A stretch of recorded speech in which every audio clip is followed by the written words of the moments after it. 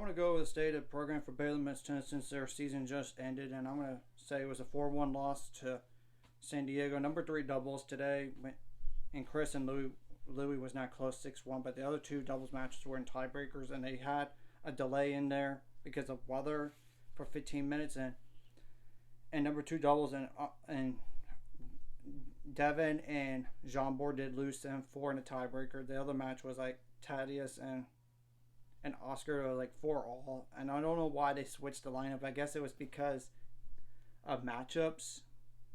Probably, I would think so, but I don't know so. So singles went as follows: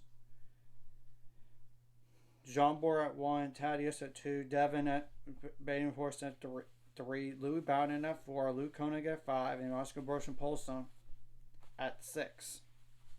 And Luke Koenig did lose first, 3-6, 1-6. He did get a break back on the second set, but then after that, didn't win a single game. Close first set though, somewhat close. But then like Thaddeus won his match 7-6 and 7-5 in the breaker and 6-3 in the second set. But unfortunately, Louis Bowden did lose right after that, 6-7, as in like 1-7 in the tiebreaker that he lost, and 3-6. And he tried to force a third, but he couldn't get to that point. And Jean Bourg came back. He was down the first set, 4-6, and won a second, 6-2, but unfortunately he lost the third set, 2-6. And it was against one of the best guys in the country in singles. The other matches were do not finish. Devin at number 3 won the first set 6-3, but lost the second set 6-7, 7-5 in the tiebreaker. But it was a 5-3. The other guy was serving, and it was a deciding point. So he could have won that match. And Oscar did lose the first set 6-7 as a 3-7 in the tiebreaker, but won the second 6-2, and he was up 3-1 in a 3-1 break. And the guy was serving to stay just to be down 3-2 instead of like 4-1 down double break. So the match was closer than 4-1 implicates. And Baylor men's tennis did finish the season at 18-12 overall and 2-5 in the Big 12. And yeah, that's 6 in the conference, and only right ahead of BYU and Texas Tech. I know that's not good, but the Big 12 is very competitive. And we all thought UCF was not going to be as good in the Big 12 this year. Guess again, they finished 5th. Finished 4th in the conference. I mean, that's the thing. And Oklahoma was a 2 seed this year, and TCU went down to 3 because they lost to TCU. To Oklahoma shorthanded, and when it was shorthanded in Norman, and they lost to Texas, of course. And Texas is going to be the favorite for the national championship, so no shame in losing to those guys. But I will say, I think it'll be good to not have Texas and Oklahoma in the conference. One, even if Texas came back, they're going to lose so much experience, and Oklahoma is too. But I mean, Utah's coming in. They had a bad year this year. I think that should be another dub, to be honest. Arizona State we beat this year at their place, so we're 4-3 this. So we're going to have to wait and see if we have to play them at home or away next year for all these newcomers, and as well as the other conference mates here that are still here. I mean, that do have men's tennis, by the way, because Colorado does not. And we'll have to wait and see how the Big 12 tournament is going to be formatted next year. Is it going to be like 8 versus 9, and then the winner of that match plays a 1, and then everything else you did this past year in Big 12 tournament do it again? I don't know. But I will say that we're inconsistent at times, and part of it is youth, part of it is injuries and sickness. It's just telling the truth. When you read each post game, it makes sense. And majority of the guys that played this year were underclassmen, freshmen and sophomores.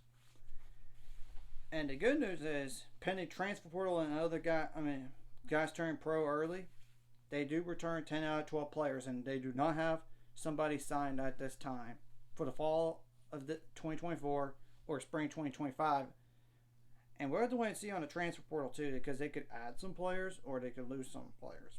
That's just to be determined, and the transfer portal window is going to open on May 6th, and it'll end on June 4th, and supposedly they do have interest from one source that they are really looking at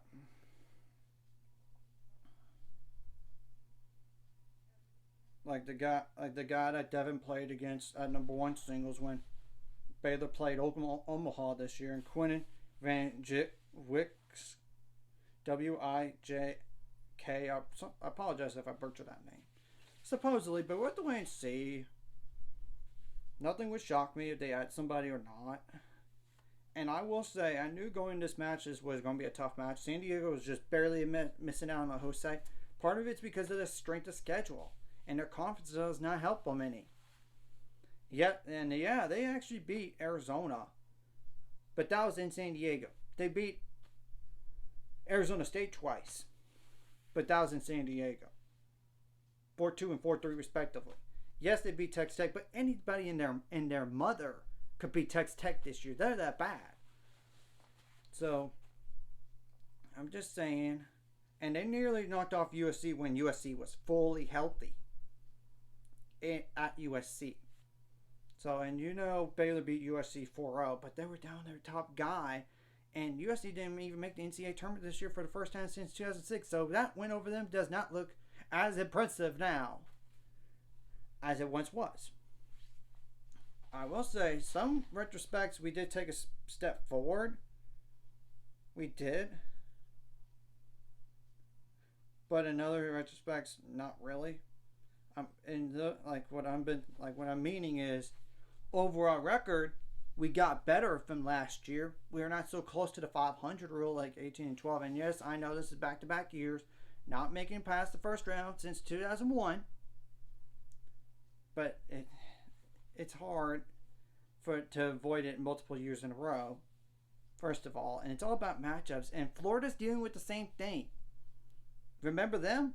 They played us in the national championship 3 years ago. Guess what? First year head coach, they go around 64 too. And even with Brian Shelton as the head coach.